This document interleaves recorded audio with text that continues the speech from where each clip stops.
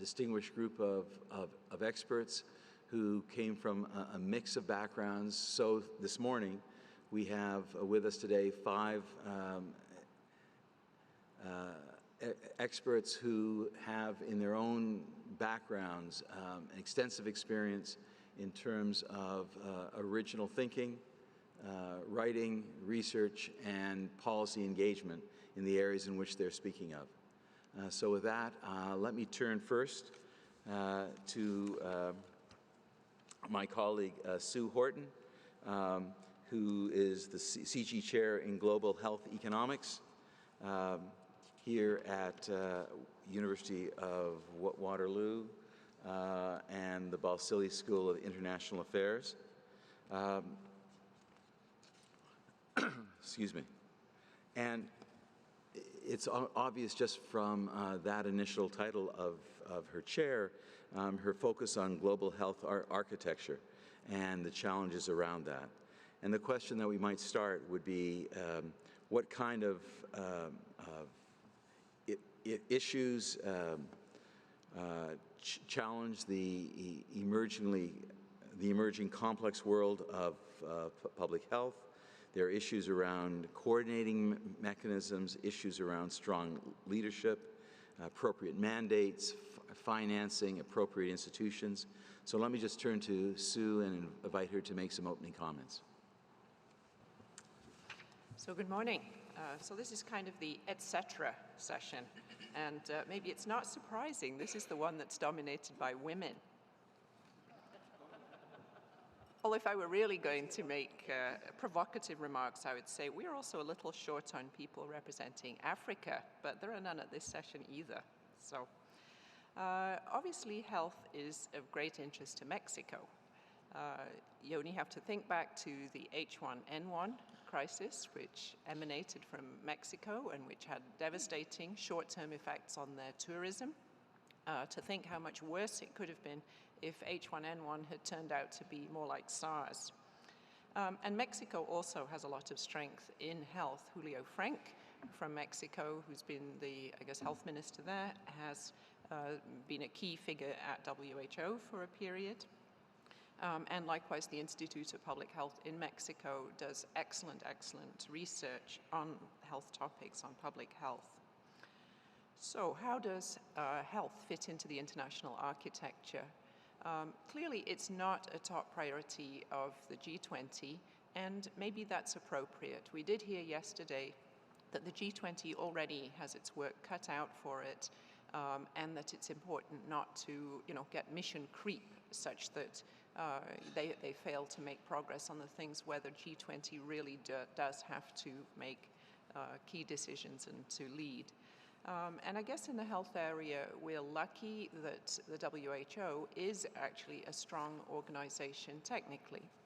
Okay, and I don't want to make invidious comparisons, but I will, and I will say, the WHO has a lot better reputation, for example, than the FAO. And they face similar challenges in that their ambit is fairly multidisciplinary, requires drawing on other areas, and that's always a difficult thing to do for an international organization. We could argue that the WHO is highly underfunded, although at the same time in recent years they've worked a lot with the World Bank, which is the major funder in the area of health. And likewise, health funding has been directed through the global funds, and I think the emergence of these 3 big global funds has been an interesting development in the area of health. Obviously, there are huge challenges in the area of health which have to be dealt with at the international level as opposed to at the domestic level. I already mentioned H1N1 and the similarity to SARS, which came before, and one of the things I've argued is that we need to get prepared for the next SARS. We need to not have to make crisis judgments and crisis arrangements at the time of crisis. Just because these pandemics, have now faded away a little bit, doesn't mean we should lose sight of them. There are things that we need to do to prevent transmission in future, to encourage countries to report in a timely way, and to avoid punishing countries, that have these kinds of epidemics, in the way that you got the hysteria here in Canada during the SARS epidemic, when Chinese restaurants started to lose business. So those are all things that it's not easy to tackle at the time of crisis. We need to have mechanisms in place. And I think, the kinds of mechanisms that we have, take a lot of collaborative effort internationally. So is this a G20 topic? As I've said, probably not. On the other hand, there are some areas, some mechanisms where the G2 has and will play a role. For example, the work of the global funds in the treatment for malaria with the advanced market commitment that was done, and those kinds of mechanisms are now something that I think we will see coming up at the Cannes Summit. I just came back from Rome from a meeting sponsored by the World Bank, Gates, a couple of major donors, including Canada, which I was thrilled to see, where they're talking about using similar mechanisms from the health area in agriculture and nutrition, another area of my interest. So I'm looking forward to potentially seeing something, an agricultural pull mechanism on the agenda, which is borrowing directly from the health area. Thank you. Thank you very much. Let me now turn to Kathleen Newland on migration. Obviously, this is an issue, just like health, that challenges almost every country and community around the globe. This issue of migration has been one that sovereign states have held closely to their within their own controls. One of the classic definitions of security is the ability of a state to control exit and entry across borders, and certainly the issue of the flow of people has become increasingly complex. Increasingly, indeed, the challenge is not just, of course, migration by those who move for labor reasons, but or those who are categorized under the International Convention dealing with refugees, but now we're facing the huge challenges of the internally displaced.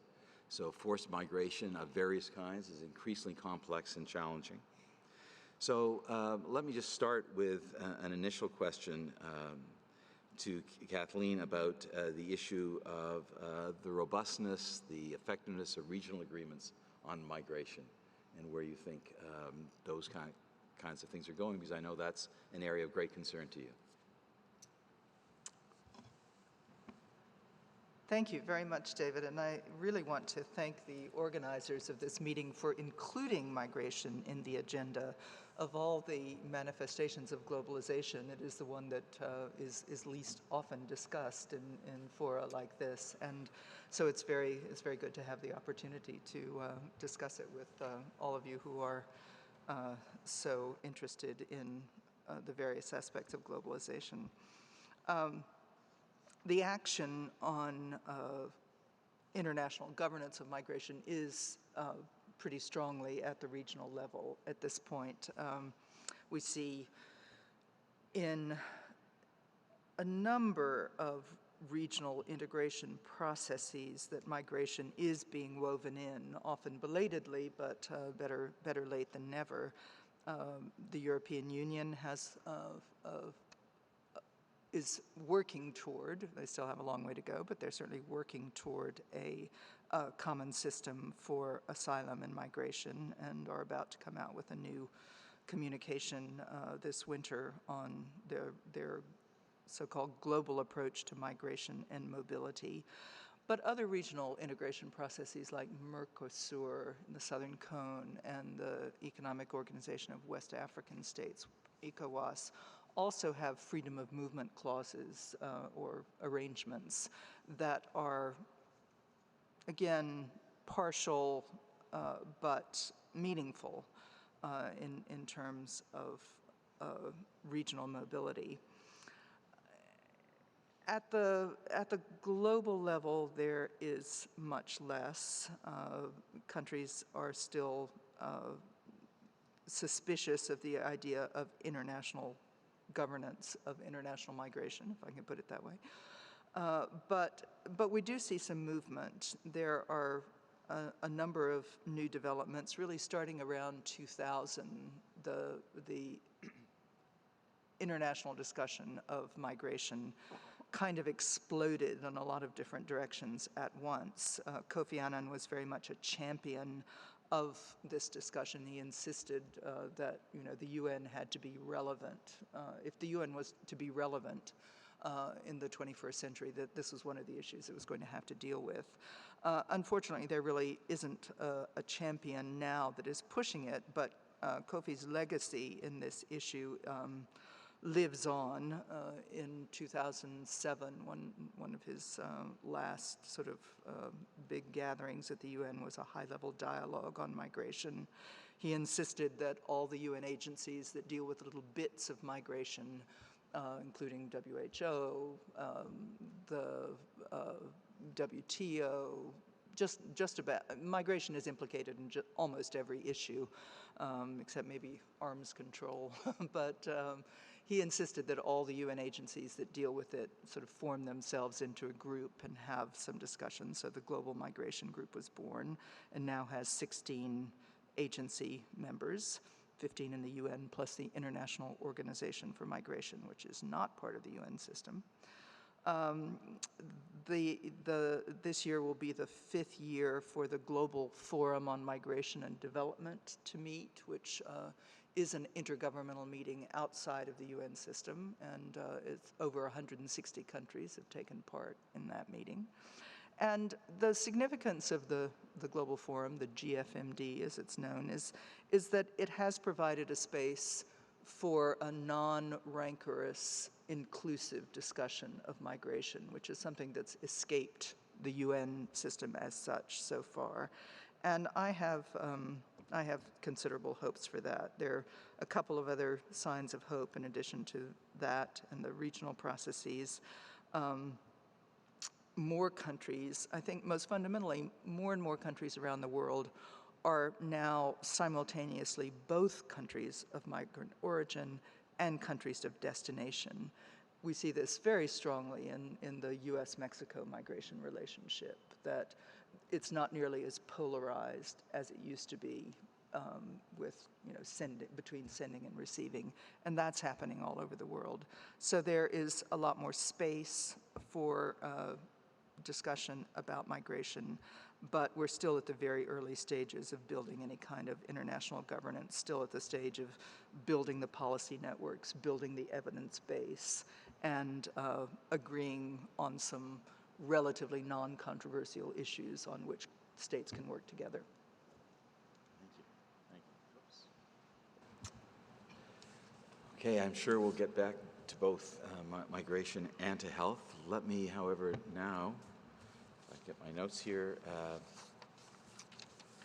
turn to Shinichi Kitajima from Japan, who's had a long and distinguished career in various areas representing his government. And when he and I had a chance to speak yesterday evening, there were a number of issue areas where I think he would like the opportunity to speak, and hopefully during the session this morning, at least a few of them will emerge. But let's begin by asking you specifically about what kind of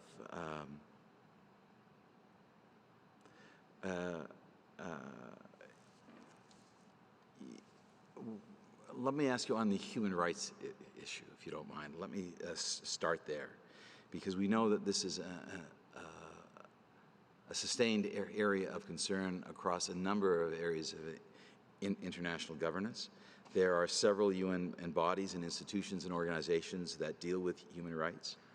So let me just ask you a very general question to start, and you can drill down as you see fit. Are the existing bodies sufficient from your experience and knowledge? How can human rights be better integrated into regimes that manage migration, health, development, environment, security? It is one of those areas that obviously cuts across. It's also, as we all recognize here, a highly contested idea. That while some certainly have for some time argued that human rights is a global norm, its understanding and interpretation remains contested. And why don't you initially provide at least some opening comments on that? Thank you very much, David. First, let me thank you for including myself in this female-dominating, distinguished group. It's very difficult for me to experience a thing like this, especially in Japan, although we have come a long way in Japan, where women are playing increasingly more important role in the society. In Geneva, I used to host social functions for the members of CEDAW, Segregation Against Women. So it's all right. I feel comfortable enough working like this. Now, this human rights issue, we have arrangement in New York, in Geneva as well. In New York, General Assembly, ECOSOC, and Human Rights Commission have been tasked to discuss human rights. Commission is gone, more or less.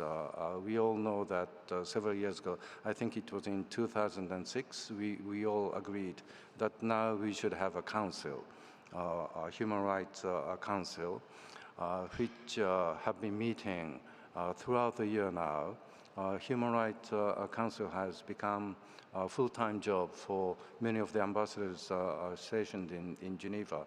My general assessment is that in addition to these fora at the United Nations, also many specialized agencies have been tasked to discuss human rights situation, depending upon what these specialized agencies do.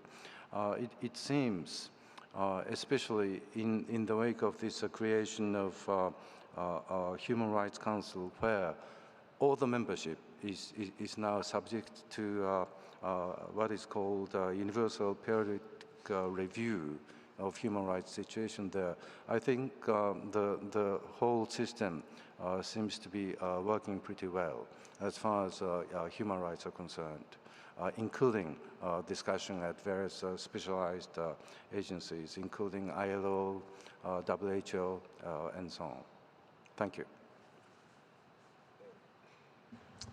Thank you. I think that opens it up. I expect that there may be some rejoinders, but I know that there are some other areas that you'd like to touch, and I think we'll have an opportunity to get back to that. Let me now turn to Debra Steger from the University of Ottawa, who, as you'll see from her bio, has had extensive experience both as a scholar and practitioner, and as a practitioner both in the private sector through law firms and in the Canadian government, and representing Canada at international negotiations. And Debra, let's see, I do have a note here. It seems to me that in a book that you were principal editor of in 2011, entitled Redesigning the World Trade Organization for the 21st Century, you attributed the failure of the Doha round, which some suggested yesterday we should drop, but let's at least use it as a way to get into the discussion this morning. The Doha round and the complexity of the rulemaking procedures within the WTO to preventing reform of the organization. You also warned against moving to regional trade agreements and so forth. What can be done to improve international trade regulations and overcome the resistance within the WTO to institutional reform? Well, thank you, David. You better press the red button. Thank you, David. I think, and I wanted to thank Lord Malloch-Brown for emphasizing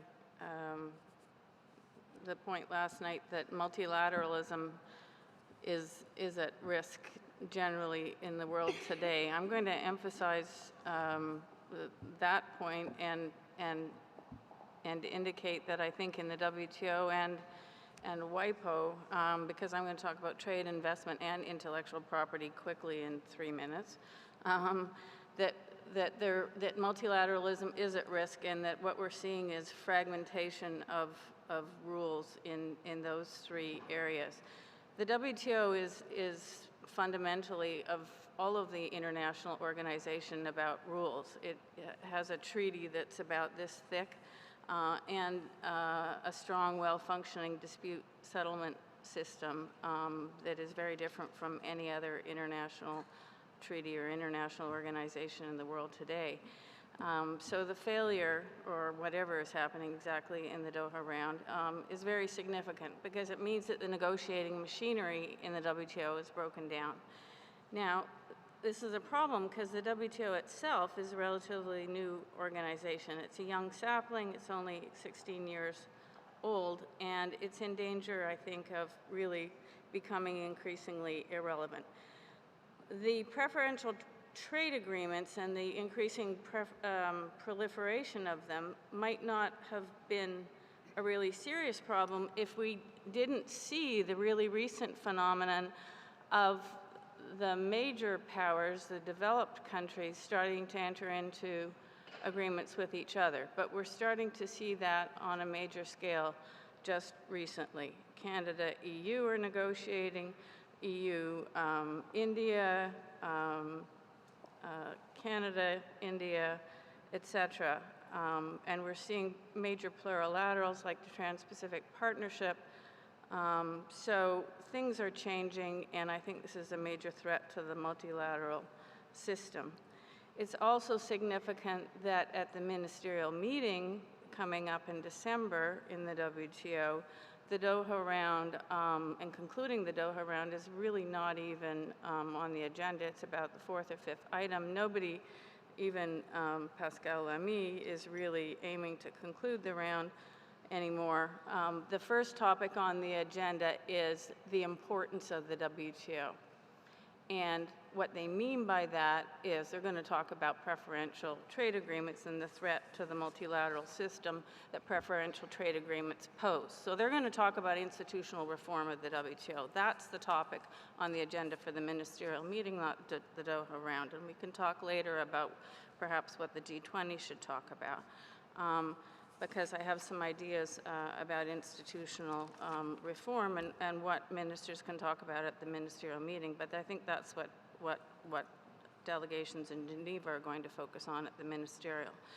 So I have one other sort of major point I want to make about the WTO, and that is that there's another problem. The other problem is that there's currently an imbalance. The negotiating machinery is broken. The problem is there's a really strong dispute settlement mechanism in the WTO. And what that means is that the rules in the WTO are old. They're 20 years old already when you think about the Doha round rules, but the GATT rules are almost 70 years old. And what will happen, and what is starting to happen already, is cases are being brought to the WTO and will increasingly be brought to the WTO that relate to trade and the environment, climate change, trade and intellectual property, trade, and I hear people talking about stimulus packages. Well, you know what? There's a subsidies agreement in the WTO. The rules are old. They are not adapted to the current problems that are happening in the world today, but countries will bring cases. After the Asian financial crisis, what happened was 7 years later, the US and EU applied countervailing duty on Korean shipbuilding, and cases came to the WTO later. So we will see those kinds of cases coming to the WTO, but the rules are not right to deal with those cases. And the same thing is already happening with respect to climate change and energy. There's a case going against Canada for some of renewable renewable energy measures that Canada has taken. These kinds of conflicts are going to arise in the WTO. The rules are not appropriate. The negotiating machinery has broken down, and the organization is incapable of making new rules. So we're going to see real conflicts and real problems in the future, and unless the negotiating machinery is fixed. So that's a start. Thanks. Great. Thank you. Full agenda. Our last speaker for the initial round is Margaret Catley-Carlson, Canada's gift to the international, the world of international governance challenges, resource, and it's really a great pleasure to have Maggie here on our panel. Yesterday, from morning through till the evening, we heard time and time again reference in some way to water, whether it was oceans or water in some other form. And you've had an extraordinary career having to do with the WEF, most recently in the Global Redesign Project, where you wrote, over the next 20 years, the global requirement for water will be 40% more than today's supply. The International Energy Agency's predicted 45% increase in energy demand to 2030 will add further stress. Economic growth depends on water. There's not enough water if we continue to manage it as we do today, and so forth. If I continued reading, it wouldn't get any better. It's not a happy scenario. So let me start with this core question. Your work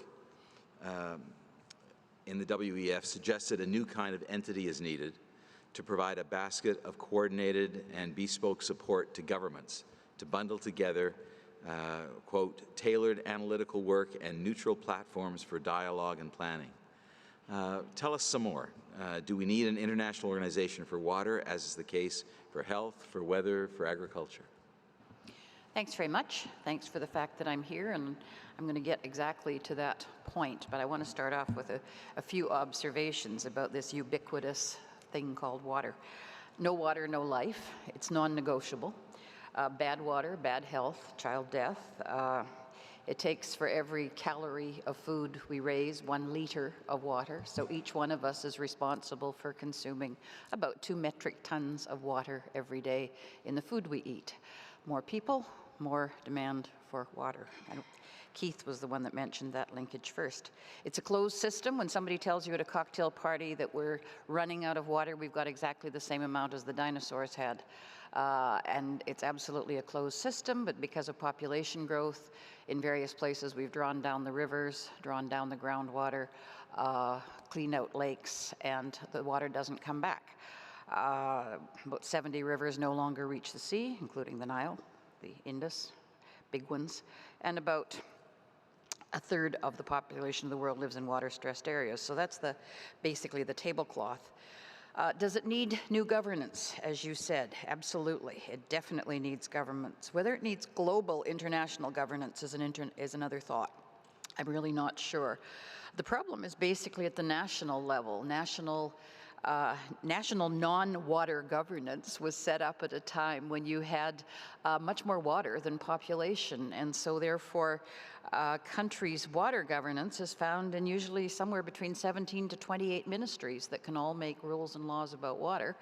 And in a federal system, you'll have that replicated at the national, at the provincial, at the municipal level. So you've got a multiplicity. When you get into the international level, you find a mirror image. You've got UNEP, UNESCO, WMO, WHO, FAO, UNICEF. UN Water has 28 organizations that all deal with water. So the problem is that since we built other things around the presumption of continued availability of water, there's very few entities that actually manage through the lens of water. The European Water Framework Directive is one of the exceptions to this. So you've got a plethora of governance, but not effective governments. You asked about norms and principles, whether they were adequate to the task in your global introduction to this panel. Absolutely not in the case of water. We don't value it as a global civilization. Most cities leak 30 to 50% of the water that's going through their pipes, and most irrigation systems leak about as much. And most of the water, a great part of the water that goes into an irrigation system doesn't really benefit the plant.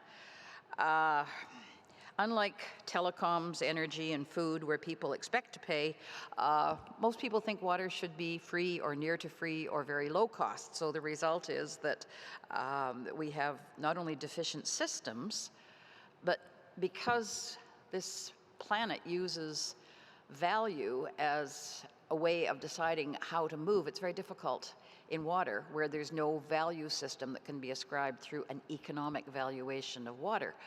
So therefore, it's very difficult for water to find its high value use. So are the norms and principles adequate? No, they're not. McKinsey, who's got into the act, so it must be getting important, has decided that there's probably going to be a plus or minus deficiency of plus or minus 40% in most countries by 2030. The water, not the water that is hypothetically available, but the water that the current infrastructure delivery system and management systems can actually deliver.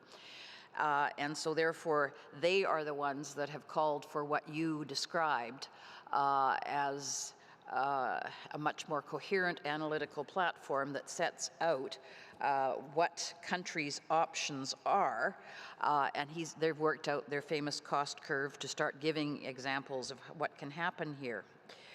The private sector is playing an increasingly interesting role here, and you noted the paucity of both Africans and women's here. I note the paucity of the private sector. But in water, national governments are basically terrified of their agricultural sectors, with good reason. They very much hesitate to even discuss the amount of water that is available, and certainly not to raise the prices of water in irrigation systems. But Pepsi-Cola, which is the single largest purchaser of potatoes in the world, is starting to say how much water should go into individual potatoes. Now that, globally, will have much more impact than non-existent government strictures on agriculture, because they're a brand company, and so therefore they want to be able to say that they're being careful of the amount of water that they put into their product. Coca-Cola, through their value chain system, is really starting to do something the same. So there's some interesting things going on there. The G20, it's difficult to see, for me, what a special focus on water could create other than kind of a banal statement of the importance of water. What could be useful, and I said this yesterday, is to talk about the fact that all infrastructures are not the same in their impact on both poverty alleviation and natural resource management. And so therefore infrastructure targeted to water and to water related to the poorest populations, it has a quite different impact than infrastructure targeted to more airport construction. Talking eventually about value and price, maybe someday at the G20 level, but as I say, it's easy to provoke a paragraph, but unlike people yesterday who expressed great confidence in the value of a G20 paragraph, I don't think they hold water, and you should excuse the pun. Rio Plus 20 is coming up. That's one place that we discuss water. In preparation for that, and this is my last part of my introduction, the Bonn Conference in 3 weeks is trying to pull the world not to do hand-wringing about the people that don't have water, which is very important, but to try and consider the growing challenges, as in the statement that you read out, of another 2 billion people and the food that's going to be required, the energy that is going to be required for a growing population, and the fact that we're over 50% municipal now. And so we draw this as a nexus. And we talk about the fact that every time you use more water in one part of that triangle, it is now putting stress on other parts of that triangle. People start to understand this, and I guess the Bonn Conference will be a call to governments to start considering their management arrangements for this indispensable ingredient. How that we can move that upward to the G20 remains to be seen. My main concern is to try and move it downward so that we start to get some more efficient and effective national and sometimes regional arrangements. Thank you. I specifically wanted to have Maggie speak as the last person in the opening remarks, because it seems to me, as she indicated in her very first comment, that water is non-negotiable. And when we consider the comments by our colleagues on this panel on each of their topics so far, one gets a sense of how all these things intersect. I mean, clearly, water and health, there's no doubt.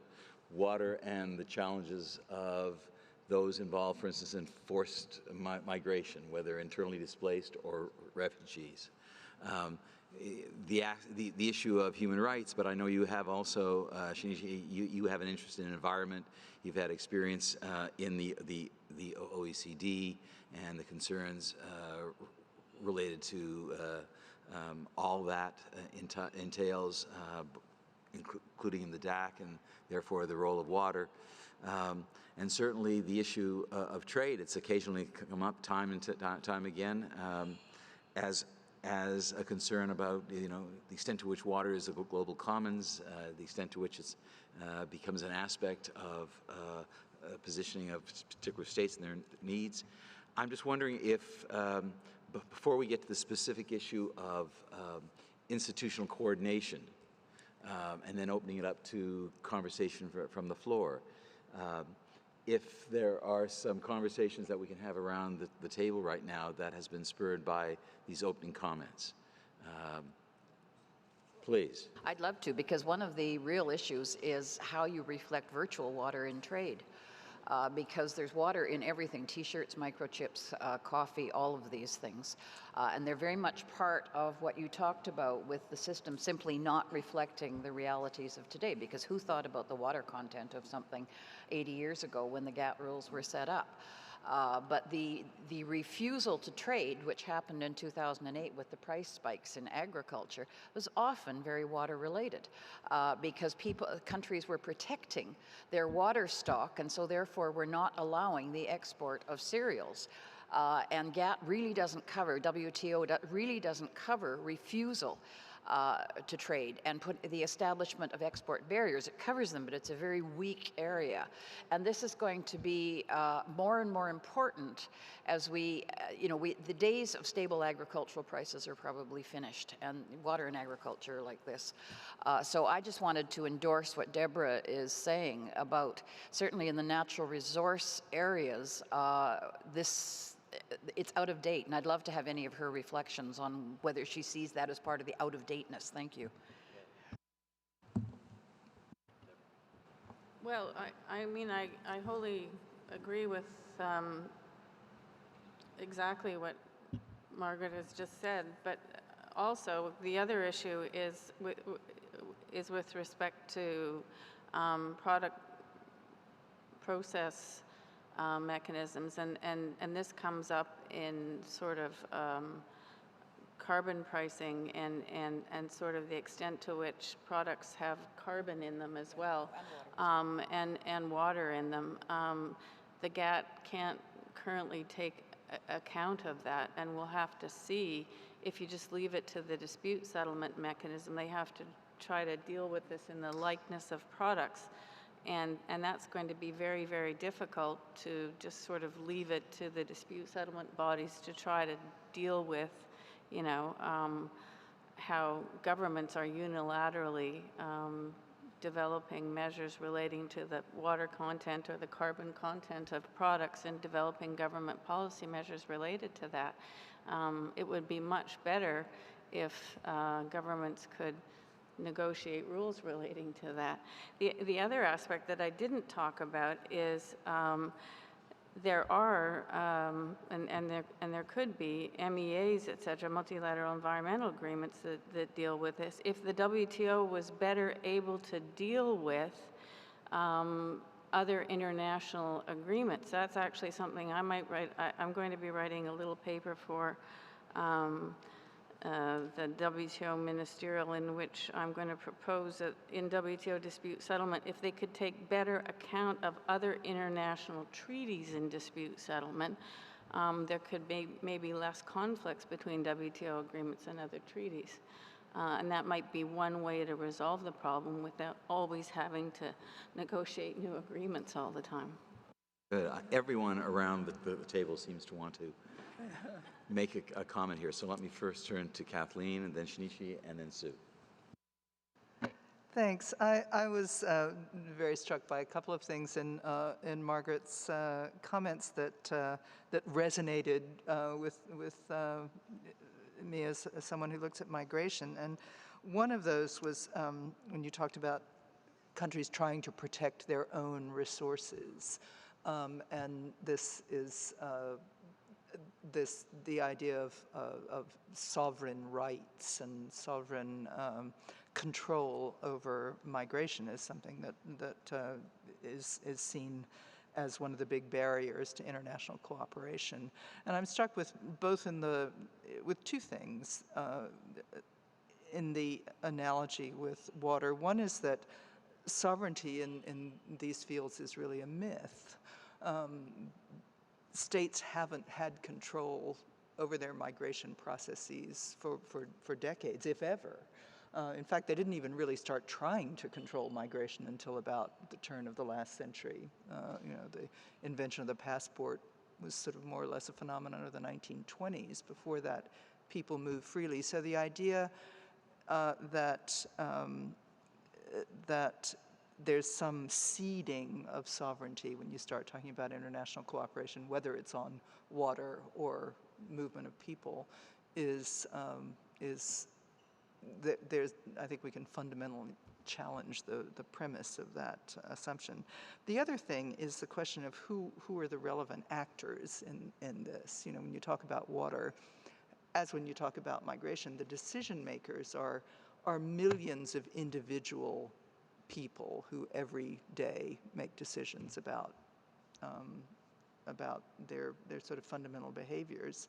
And I think, at least in the migration field, this realization is one of the things that's given rise to a lot of new interest in international governance, is the realization that, first of all, states don't have control, and that secondly, the decision makers in migration are millions of individual migrants who, are sort of taking things into their own hands and making decisions about their movements.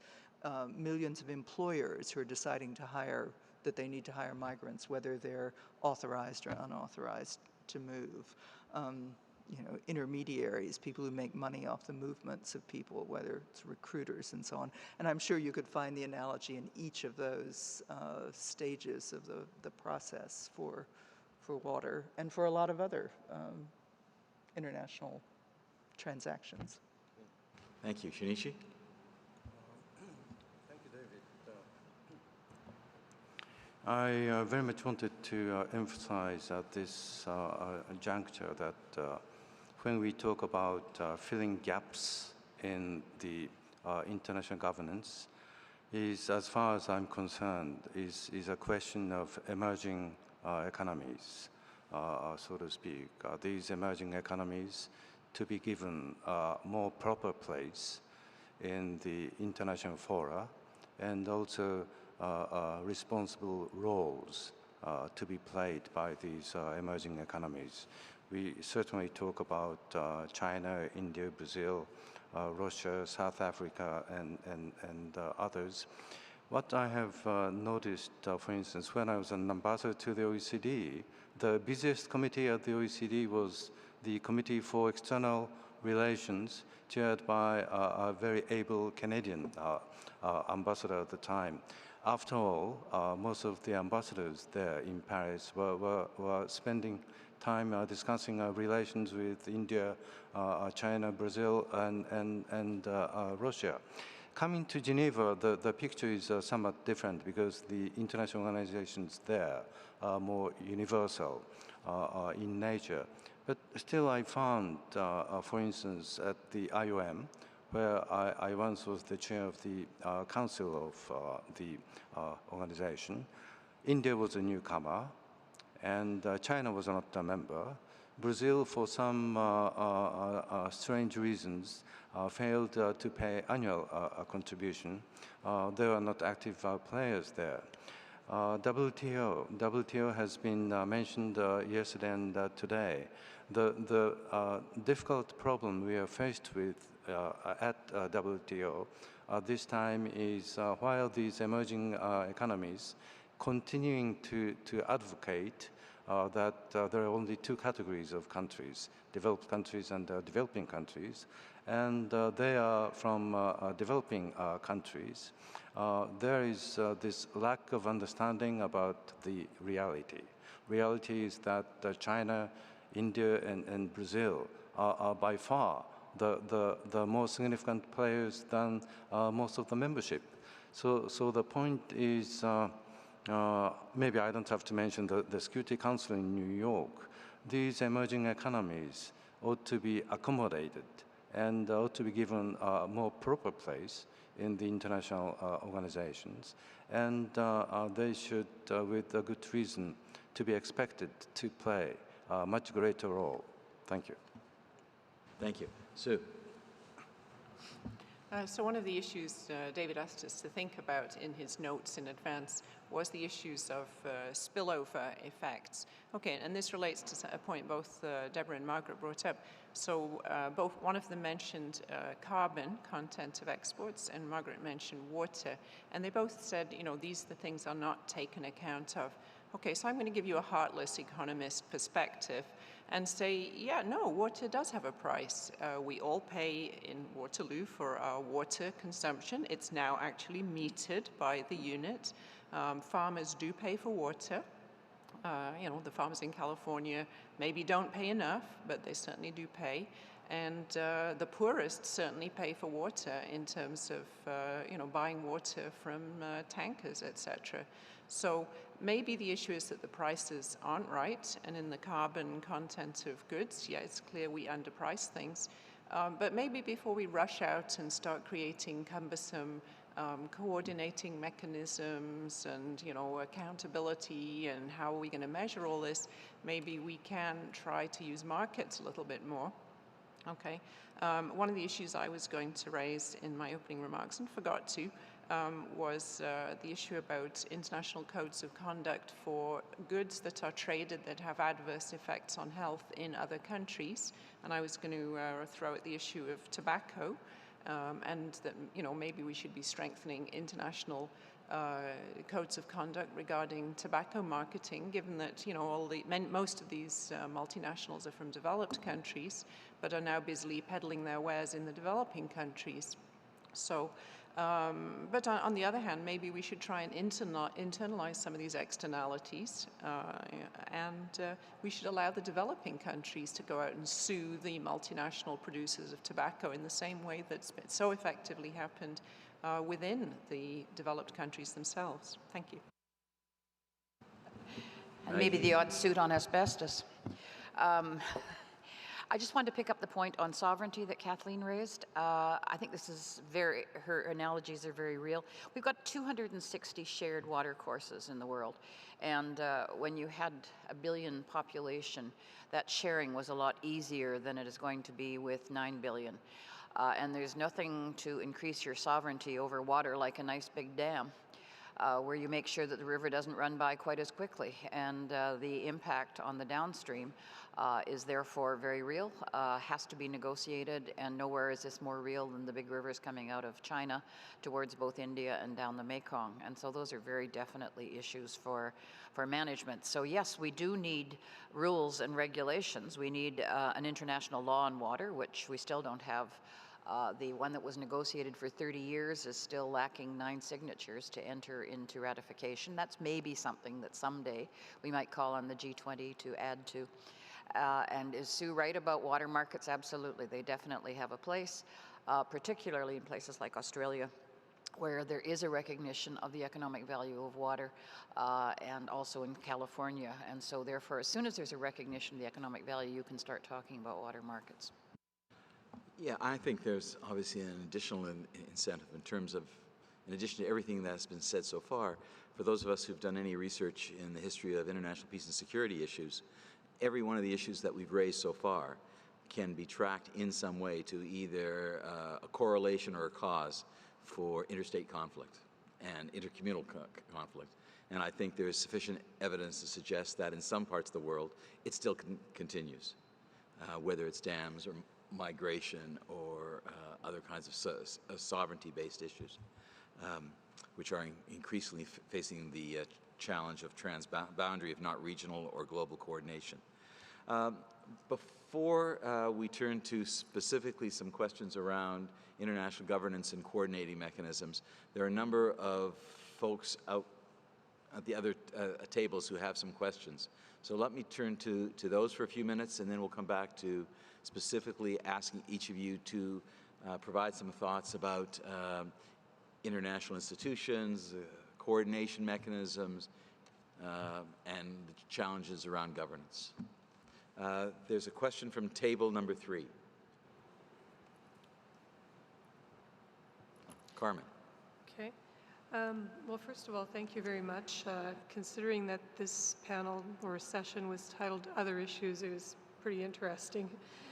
I don't know if that's the female contingent explains that, with the token male, of course. My question is for Kathleen.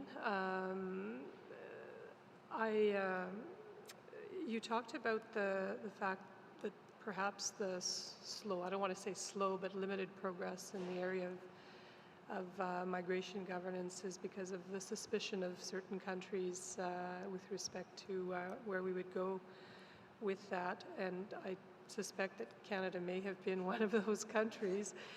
But that being said, we have actually identified global migration and diversity trends as an area of policy research that we want to pursue. And we'd be happy to do this with the think tank community, with CIGI. You, and particularly the area of governance, you said that most of the work that you were doing, the earlier work, was around policy, the policy network, the evidence base, and non-controversial issues, I suppose, as the building blocks. But to what degree have you done work already on what you think the global migration governance system might look like? And particularly in the context of the need for trans-sector coordination? Thank you for that question. I and some of my colleagues at MPI have done a lot of thinking about this, and I'm really firmly incrementalist when it comes to sort of governance of international migration. I really do think it is going to have to be preceded by a lot of confidence building derived from cooperation on specific issues. But I've looked at you know, what might some of these issues be? You know, what are the building blocks, the sort of functions that some kind of system of governance of international migration would have to take on at the beginning. And I've identified them as being sort of relatively low risk, because I think if you start with norms and you start with binding agreements, that makes the job really much more difficult than it has to be. So if you start with things like, you know, data collection and analysis, every country in the world feels that it needs to know more about migration, particularly the migration of its own people. And migration data is notoriously weak, incomplete, and of poor quality. So that's, you know, that's one thing. Just technical assistance and training. I mean, so many countries are now in the position, either because they're new countries or because they're newly sensitive to their controlling their borders, they don't have migration laws, they don't have migration services. I'm sure Canada gets constant requests, in fact I know you do, from countries saying, help us. What does a border management agency look like? So both on a bilateral basis and through organizations like the International Organization for Migration, which Mr. Kitajima chaired, there's a huge need for just very basic technical assistance and training. One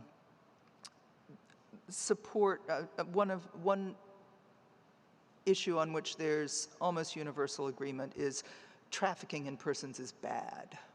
It has no defenders in the international system, and so it's not surprising that that's one of the areas in which there's been more international cooperation. I think it's the issue on which there's been more international cooperation than any other in migration. The refugee regime, well, that's the one area where we do have a regime, where we actually have, a widely ratified treaty, a strong and experienced organization, and so on. But it's kind of not the institution, but the regime is sort of falling apart because of the blurring of distinction between asylum seekers and labor migrants and big mixed flows like out of North Africa during the course of the past year. So there is also a need for a sort of platform for discussion to work through some of these issues. Migration and development has been another area that countries have been willing at least to sit down at the table and talk about on an almost universal basis. So I think, if you start with some of these less controversial issues and build confidence and build habits of cooperation, and some begin to sort of nibble around the edges of some kind of institutionalization of those functions, that it's a good way to approach the questions that we'll get to later about institutionalization. Thank you. The next question is from table 2. Yes, thanks, David. And my question is really to Sue and Kathleen, touching upon their topics. It's a subset of the migration issue, and that is the migration of health force workers, health professionals, which particularly from the developing world, large-scale immigration has direct consequences for the capacity of the health systems, and indeed broader to the capacity of those societies to meet developmental goals. I think the statistics for sub-Saharan Africa is they have 24% of the world's disease burden, 3% of the health professional staff, and 1% of the funding. So it shows the magnitude of the problem. And there's been some efforts at the international level to respond to this situation. And I think in particular last year, when the World Health Assembly adopted a code of practice on the international recruitment of health workers. And I'd be curious for the perspectives of Sue and Kathleen as to the efficacy of this kind of voluntary arrangement for actually coming up with mutually beneficial results in admittedly a complex area where there also are contending human rights at play. Thank you. Okay, so this is a really, really interesting issue. I mean, I've seen the stats on the number of nurses in Canada and the proportion coming from developing countries. And it's not surprising, it's really high. I mean, same's true in the US. You read these things about, there are more Jamaican nurses outside Jamaica than there are inside Jamaica. And you see practices such as both Canada and the US hold their nursing accreditation exams in other countries. Okay, there are testing sites in the Philippines, for example. At the same time, it's partly a two-way thing. I mean, some countries like the Philippines or some of the countries in the Caribbean deliberately oversupply medical professional. It's an export. They are, it's in part, it's an outlet for highly educated women in these countries. That they deliberately train far more nurses or medical professionals than they want domestically. And the same thing's true in the Caribbean with all the training of physicians. It's well known that Canadians and Americans who can't get into med school in their own countries go to these countries, pay high tuition fees in order to circumvent the controls domestically on the training of medical personnel. So, this is an area where markets don't work, where governments are using crude supply control mechanisms in their own countries, but thereby, then encouraging this brain drain and training drain from the developing countries. But at the same time, as you've so correctly pointed out, there are human rights issues. There were efforts, I think, in South Africa to prevent medically trained personnel from leaving. And it was correctly seen as an issue that preventing people's freedom of mobility and preventing their economic advancement. I don't think I've managed to provide any solutions other than to give some greater context to the difficulty of the question that you've raised. It's often said that doctors from developing countries go from treating rich people in poor countries to treating poor people in rich countries when they migrate. So it's a very complex issue, and I think there's a lot of false consciousness surrounding it. What you're looking at really is not a migration problem, but a public health systemic problem. The investment in health systems, particularly for rural and poor people in third world countries, is appalling. I mean, it's just way too low, both from domestic budgets and internationally. So that you get a situation like the public hospital in Soweto, the public hospital in Bulawayo, where practicing is practically a violation of your Hippocratic Oath under those circumstances. There are no drugs, there's no equipment, there are no supplies, there's not even food for the patients. Families have to bring their own, have to bring food to patients and buy drugs and so on. So there is, in the first place, there's a tremendous internal brain drain from public health facilities in developing countries, people going into the private system, or people going into other professions altogether, because doctors and nurses in particular, in public health systems are so badly paid and work under really extremely difficult conditions.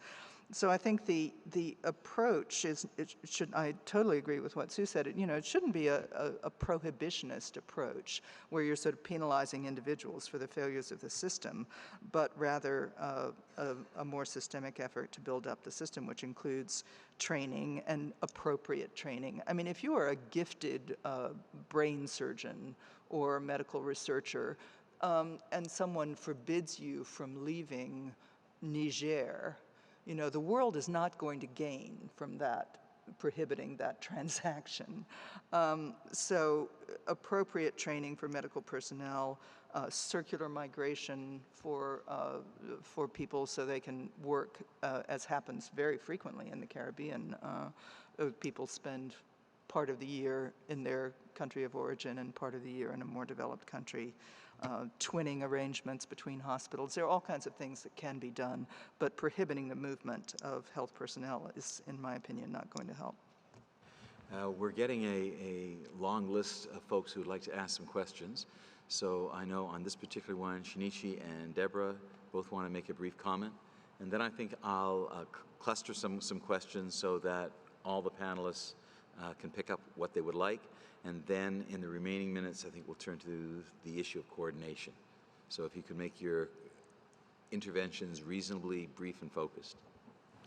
To be very brief, Paul didn't pose this question to me, but I don't like a female domination.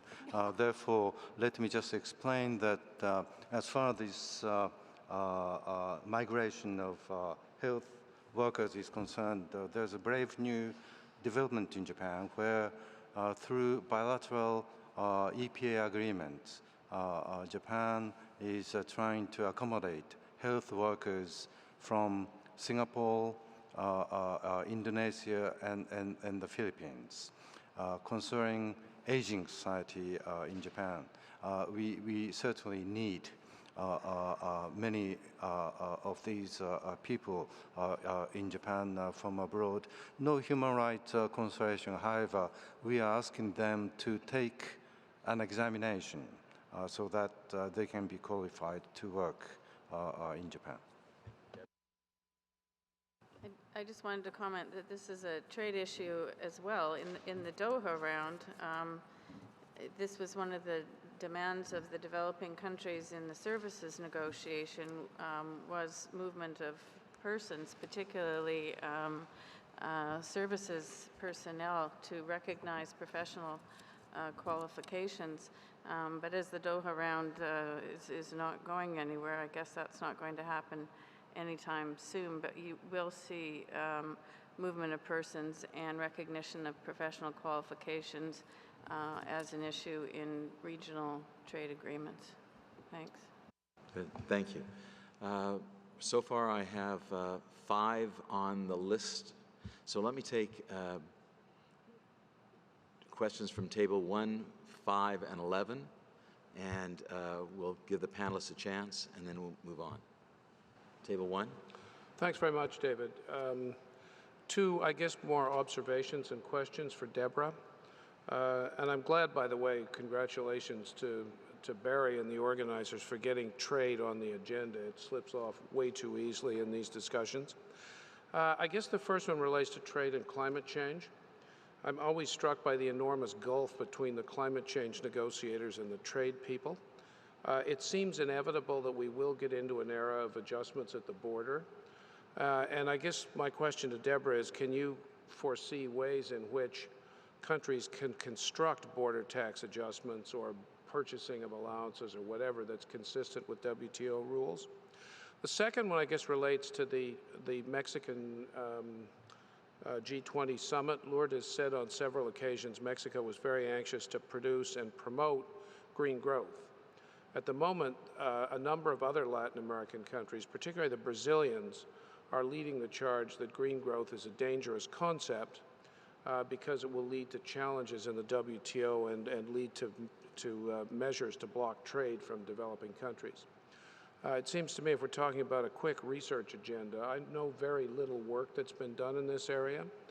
If Mexico is to mount a robust case for green growth on the summit, some of the trade people and some of the sustainable development people are going to having to talk to each other quite quickly about what the potential relationships between green growth policies are and potential WTO challenges. Now, I know the devil's in the details and it'll depend on individual cases, but as far as I know, there's almost no work being done in this area. And there is, from my experience with working with Jim Balsillie on this panel of Ban Ki-moon's, a sort of growing opposition from the developing country members to talking about this basket of things, whether it's green growth or low carbon economy or the green economy or whatever, on the grounds that it will induce trade challenges. And I think we need to begin to explore those issues much better than anyone has up till now. Thank you. Table 5, please. Trevor. Thank you very much. I have a question for Kathleen. I thought it was intriguing that so much of the action on migration takes place outside the UN system. And I wonder if you could explain why that's happened. Is it accidental or it's been deliberately moved outside the system? In the disarmament and arms control area, there have been several attempts to move discrete issues outside the UN. One is the Landmine Convention, another the Cluster Munitions Convention. And more recently, we're seeing moves to think about moving the Fissile Material Cutoff Treaty out of the Conference on Disarmament, which is a UN-associated body. So I'm just wondering, in your field, how that all came about. Thank you. Table 11, please. I just wanted to highlight the linkages between the discussion we've had today on trade and water and then the discussion we had yesterday on food security. It seems there's we have 3 stylized facts that we know. We know about demographic projections. We know where people are going to be over the next 20 or 30 years. We have per capita food and water availability statistics. We know where there's going to be food and water and where there's going to be shortages. and we know about productivity yield gaps in agriculture. If you put those three things together, you realize very quickly that issues such as food security mean that we have to have an awful lot more global agricultural trade, and we also have to have an awful lot more investment in the agricultural sector. But we also know that agricultural trade is horribly crippled by subsidies and distortions, and it's very, very thin, and it's subject to big disruptions. And we know that investment in agriculture and in land is extremely sensitive. In Australia, we've just had our first ever survey looking at foreign ownership of land, agricultural land, and agricultural water rights, which is sort of tapping into some of those fears. So I'm wondering whether there's something that G20 can say about trade in agriculture and investment in agriculture that's maybe slightly more productive than the usual rhetorical discussions about the Doha round, or whether, given our past repeated failures in agricultural trade, will turn out to be, it'll be about as significant as all of those rhetorical claims about finishing the Doha round. Good, thank you. Thanks, Mark. Your question has already moved us into the next and the critical concern around coordinating mechanisms, governance, and so forth. Let's give all our panelists a chance to just respond in a minute or two to whatever you like from these three questions. Then we have a few more. And before I get to those, I'll raise some questions also about the coordinating mechanism, and that'll give us a chance to wind this panel up. So, Margaret. Well, I'm very glad that the question of the link to water and food security has come up, definitely coupled with the yield gaps. I would add, the other thing I would add on that is the continuing problem of acute global poverty. And the answer to getting more food into the international trade system is very real, but there's another one, and that is solving the yield gaps that you mentioned on the very small farmers, because basically global poverty is not uniquely, but it is very largely found in a collection of several hundred small farms under 1 hectare. One of the things they often do not have is enough water, and so therefore that's one of the joining issues. But a great deal more thought and investment is now going into these small farmers, because they're definitely one of the answers, not to putting a major amount more food into the system, but for doing a great deal more about raising rural prosperity and also addressing some of the food problems within individual countries, but mostly enabling people to earn enough money to move out of agriculture so that therefore you will move into more productive systems within the whole country. They're all linked together. People that are dirt poor cannot afford to leave the farm. And so therefore we need to increase their productivity a little bit so that in a more orderly fashion, which Kathleen would approve of, that the internal migrations would be better for a win-win-win for all concerned. So Kathleen, over to you. Yes, it's an interesting question of why this conversation takes place outside the UN. The basic answer is that the routine discussions of migration in the UN had just become a north-south brawl. There was nothing. They were not based on a consensus about what's important or feasible. They just become in the sort of second committee a forum for bashing the West by the South. And so the countries, the major migrant receiving countries, saw no benefit in participating in those discussions or in structuring any discussions inside the UN system. And it was quite an achievement for Kofi Annan to get countries to agree to participate in this so-called high-level dialogue of the General Assembly in 2006, and that was really the first time that outside the usual structures that a discussion about migration took place that was not a brawl, that actually was quite civilized and constructive.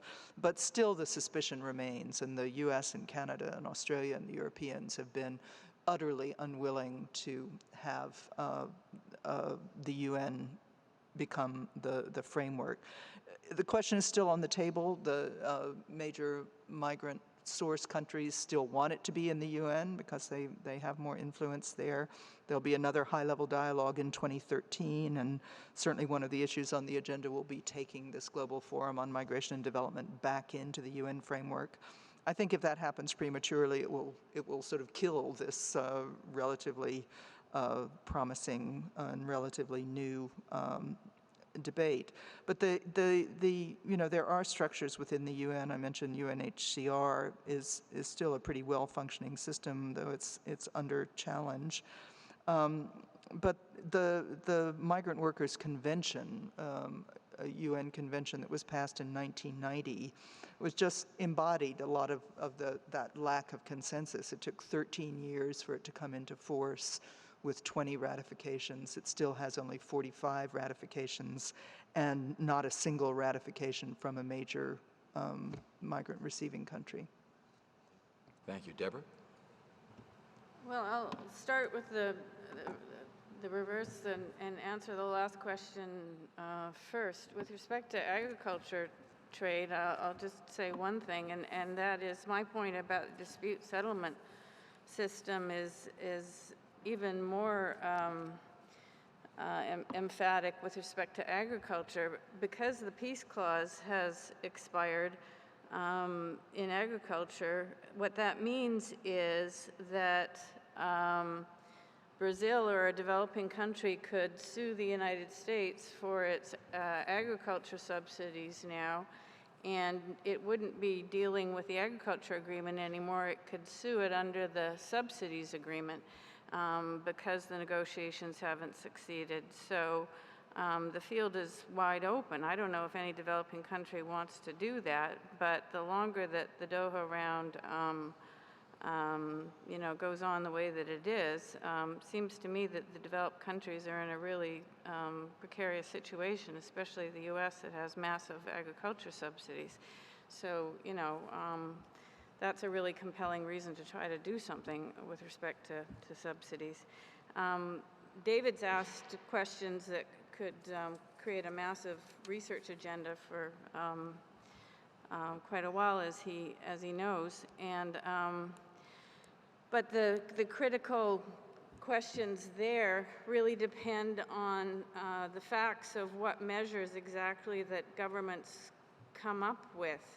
It's difficult to analyze measures in the abstract. I've read a lot of papers that have been published, and the problem with most of them is that they deal with hypotheticals that are very general and not very precise, and usually the analysis is not very good as a result. So it really depends exactly what the measures are that governments are going to propose, and then how they're applied in practice, whether the measures are subsidies, whether they're pricing mechanisms, what kinds of directives, fuel directives, etc., and exactly how they are applied in practice. Because under the WTO there are a whole host of agreements, and the devil is in the detail, unfortunately, and it applies how they're, it depends very much how they're applied in practice.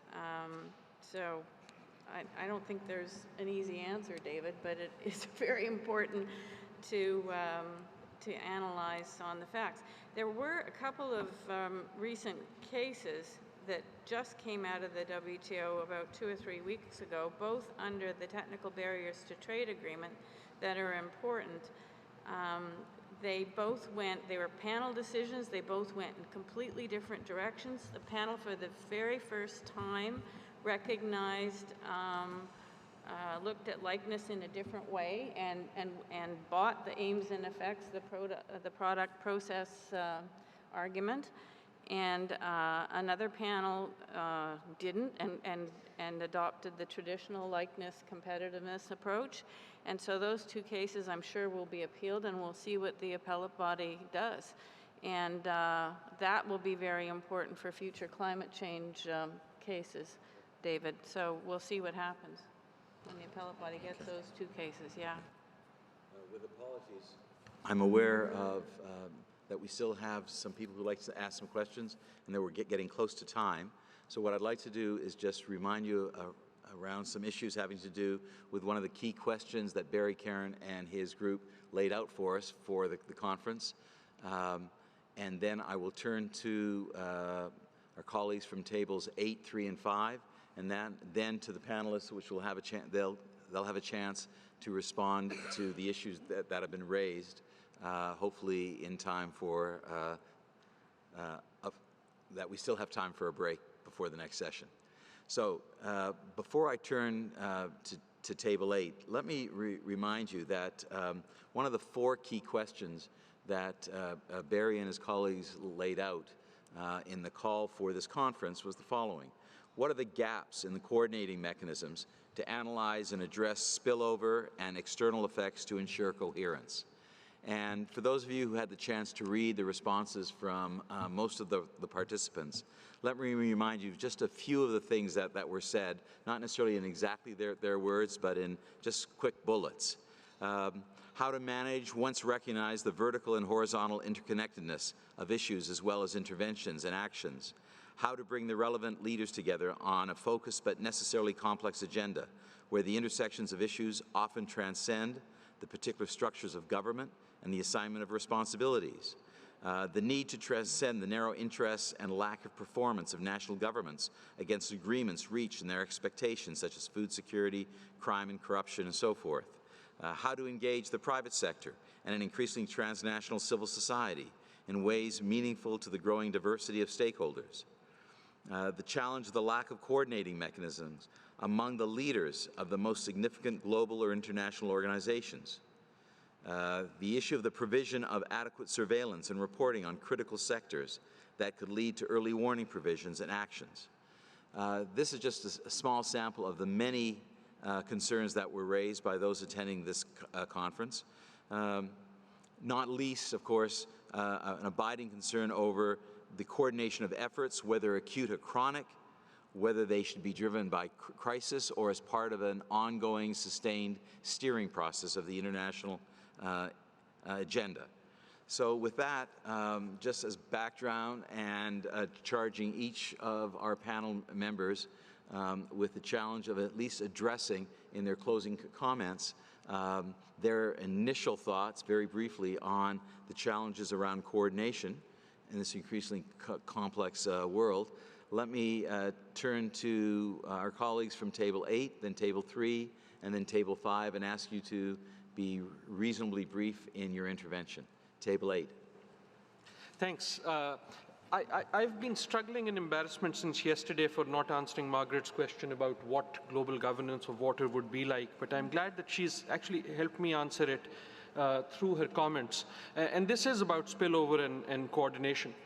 And the realization I've come to listening to actually everyone on the panel is that while there are issues like water where it's very difficult to imagine what the global governance of water would be like, it is very easy to see how the failure of leaders in areas that are clearly areas of global governance leads to and creates problems in areas where global governance is not easy to imagine, even though the issues are global.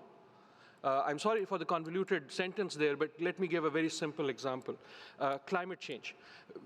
When the world leaders have chosen to fail in climate change, by doing so, they are now creating a whole set of other issues, such as in water, such as in migration, that will become increasingly difficult to govern globally, even though they are global in nature. And the example is the Sundarbans in Bangladesh. And this is not a future problem. This is happening right now as we speak. So in the Sundarbans, we see sea level rise. Sea level rise doesn't take cities down. It's micromillimeters. And at the edge of salt water and fresh water, the ecosystem changes, the shrimp disappear. It first becomes a trade issue because the shrimp farmer, the small shrimp farmer in Bangladesh, can't really meet his livelihood. And that triggers a migration issue as the smartest, brightest, strongest guys in the village migrate first to Chittagong and Dhaka and then to Calcutta. Eventually they'll come to Toronto and maybe Waterloo. But it really becomes a migration issue which India and Bangladesh are now taking very seriously. And it's an economic migration issue. It's not a disaster migration issue. So what you have is the hollowing out of the village with the most vulnerable being stuck there. And it also becomes an urbanization issue. The point I'm making is that maybe the way a bunch of these issues show up on the global governance agenda is that if you do not do your job in managing what are global governance issues, it triggers impacts downstream that leaders will have to take very importantly in their national level, but which will have much more difficult global consequences if you want to manage it. And that becomes a mode 4 issue in the trade, because it's really a livelihood and an economic migration issue. It becomes a health issue and so on and so forth. Thank you. The next question is from table 3. Thank you. Actually, my question builds on that nicely, because as I've listened to today's discussion, and also some of the issues yesterday, the one issue which is implicated in all of the issues that's being discussed, but that we've hardly mentioned at all, is urbanization. I mean, within a very short period of time, Africa will be 50% urbanized, and I think that's the last continent that's less than 50% urbanized. And all of these issues are implicated in that.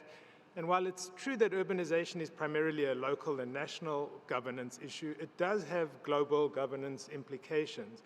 And so the question it raises for me is the reason we haven't mentioned it because we think that it should be dealt with as a broken down set of issues, and we should talk about migration or public health or water or food security as separate issues? Or is this really a framework issue within which all of these other issues should be implicated?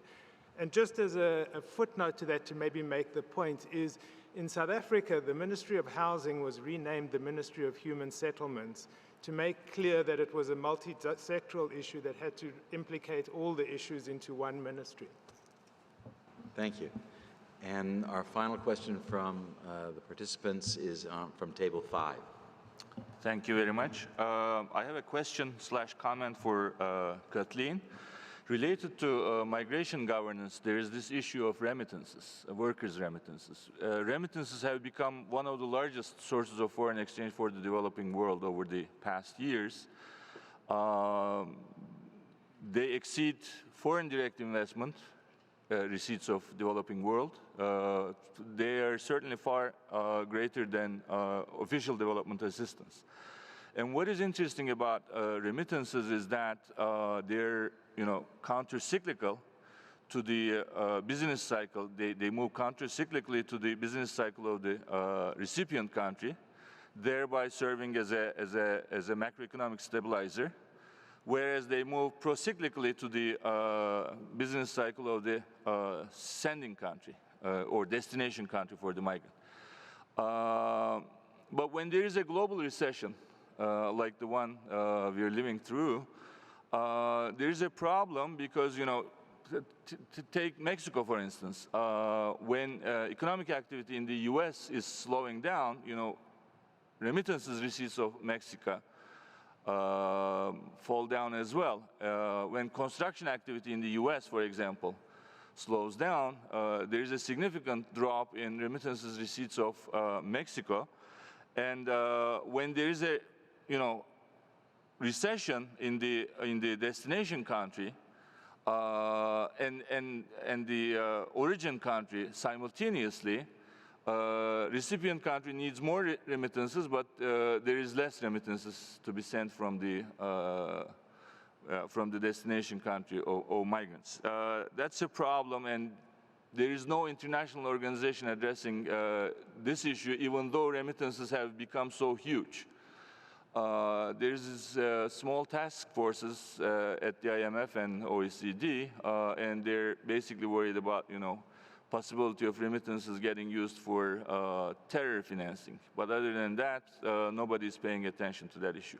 And I have a very small comment for Margaret concerning virtual water. Countries, water-short countries like Syria, for example, are exporting water-intensive textile products by subsidizing irrigation water.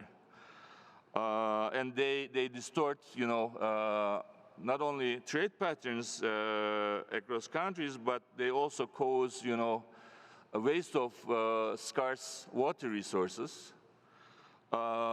And that raises oftentimes sovereignty and issues, and causes political tensions. Syria, for example, was blaming during Assad Senior was blaming Turkey for not releasing enough water from Euphrates and Tigris, but they were wasting because of problems, leakages in irrigation channels and underpricing of irrigation water, and that's a important issue for the globe as a whole. Thank you. Thank you for those comments. I think we'll have lots of time over the break and throughout this morning and over lunch to follow up on these things. But let me give each of our panelists a chance to pick one or two things and in a minute make their concluding either comments, reflections, or possibly even recommendations. Kathleen? Okay, well, let me respond first to the comment about remittances. I agree, there is a problem of becoming overly dependent on remittances, which is certainly true in those countries that have a remarkably high proportion of their GDP accounted for by remittances. In Jordan, it's 24%. In Tajikistan, it's reckoned to be over half. So these countries are very vulnerable when there is a downturn. However, remittances do show remarkable resilience, even in the face of recession, partly because even though they're very important compared to the household income in the receiving country, they're relatively small proportion of income in the destination country where people are working. So people really protect their remittances, and they went down in the recession, but they went down less than any other kind of flow, pretty much, and they rebounded more quickly. So in Mexico, remittances are back up to pre-recession level already. I would disagree that there's not much work being done on remittances. The World Bank is doing a tremendous amount, and the regional development banks also. Again, it's more at the regional level that things are happening, but the World Bank has put in a lot of analysis and a lot of work on this. And one of the results of attention to remittances has been, in certain corridors, a really dramatic decline in transaction costs. So this leaves more money in the pockets of migrants and more money in the hands of the people they're sending remittances to. So that's been a really promising development. There's still corridors where the costs are way too high, but it's coming down. Do you want me to say something about institutional 1 minute. Development? Wow. Okay, just that there are a lot, I don't expect institutionalization to proceed very quickly, but I think some existing organizations like the IOM will have more of a role as countries turn to them for real practical assistance on migration issues. I think there'll also be more action at the regional level and more attention. There are, some dramatic new issues coming about. Environmental migration, though the potential is greatly exaggerated in most discussions, I think, is an issue. Marriage migration is going to be a huge issue in those countries like China, South Korea, India, where there have been strong sex discrimination at birth. Let me turn to Shinichi, please. Let me briefly mention about this very important subject of coordination. When we talk about coordination, coordination takes place in various forms. In fact, coordination between different agencies, coordination between different mechanisms within the same organization. For instance, coordination between multilateral surveillance and bilateral surveillance. I don't know too much about financial exercise, but we certainly do know that in the wake of this financial crisis in 2008, much attention was given to the importance of coordination between different agencies, OECD, IMF, and others. My general understanding has been that with the awareness of the need for improvement in using what sort of analytical tools and institutional frameworks, how to approach the private sector and so on. I think coordination has been improved, more or less. Now, I was in Geneva. Geneva enjoys the proximity of many international organizations. Different organizations certainly do cover one same subject, for instance, intellectual property rights. I know there has been close consultations among WTO, WHO, and WIPO, for instance, concerning intellectual aspect, for instance. So on the whole, I'm not that negative about the close coordination underway. I just want to make a recommendation with respect to the G20 on trade. That there was a lot of discussion yesterday about whether or not to say anything about Doha, and I've reflected somewhat about that yesterday and last evening. And I guess I've come to the feeling that if WTO ministers and WTO delegations and governments don't feel that it's important enough to put high on the agenda of the WTO ministerial in December, then maybe it shouldn't be on the agenda for leaders, unless leaders really do decide and do believe that now is the time for them to give direction to trade ministers to conclude the round. If they really are serious about giving direction to trade ministers at this point in time to conclude the round, then fine, put it in the declaration. But if they're not, then perhaps it would be best not to put it in. It's not high on the agenda. I don't think anybody expects to conclude their round, so it may be best to not put it in. But I would suggest that they put something else in instead, and that is a strong statement indicating their commitment at this important critical time to the multilateral trading system and to the centrality of the World Trade Organization and as the pillar of the multilateral trading system. Thanks. On virtual water, the speaker is right. In the middle of the worst Australian drought, they were exporting wheat to China. They knew they were exporting water. It's called international trade, and it's a decision. The worst things that happen is when people are not aware that you are, as a taxpayer, maybe subsidizing the export of water.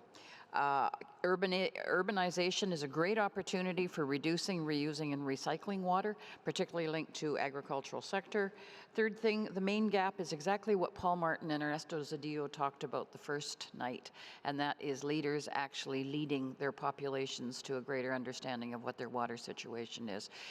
Can you facilitate that through the G20? I'm not sure, but that is the biggest gap that we have. Yeah, David threw out a really big question about international coordination, but I expect the next session is going to take some of that on. I mean, in the health area, the kinds of things that you can do, lots of work, not very glamorous. Create markets if it's feasible, to allow markets to take over some of the hard work of coordination, but also set rules to make those markets orderly. Lots of unglamorous work, international recognition of qualifications, a lot of that's ongoing right now. International codes of conduct on marketing, we've seen it in breast milk substitutes, and we need those kinds of things in tobacco. Agreements on, in the face of an epidemic, how is an ethical way for countries to proceed in terms of vaccine stockpiling. That was an issue with H1N1, where the rich countries grabbed up the vaccine that was available. And maybe some of this is an underlying really difficult thing.